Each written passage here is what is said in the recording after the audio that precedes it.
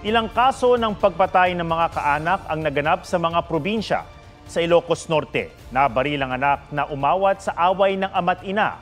Habang sa Davao City, nanaga ang anak na pinapahanap daw ng trabaho ng mga magulang. Yan ang report ni Argel Relator ng GMA Regional TV. Tama sa batok at balikat ang kumitil sa buhay ng 71 anyos na lalaki sa Davao City. Suspect ang 33 anyos na anak.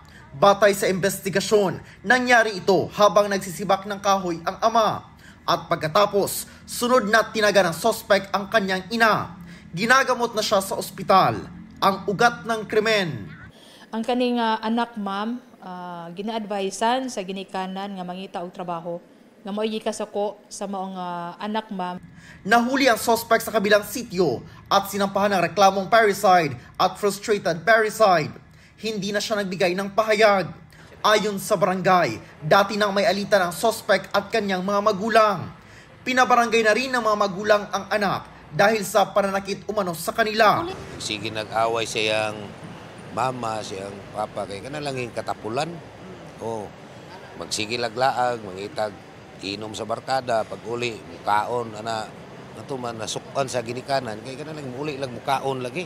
Nagdesisyon din ang barangay na ipasuri sa Institute of Psychiatry and Behavioral Medicine ang suspect.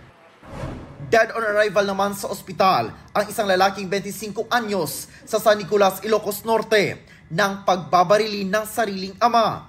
Ayon sa pulisya, kainuman noon ng biktima ang amang 58 anyos.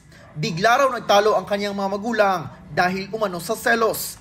At nang umawat ang anak, saka siya pinagbabaril ng ama. Nakuha sa crime scene ang ilang magazine at basyo ng mga bala. Naaresto ang suspect na tumangging magbigay ng pahayag. Naharap siya sa reklamong parricide.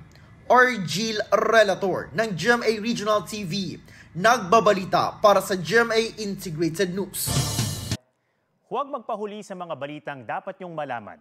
Mag-subscribe na sa GMA Integrated News sa YouTube.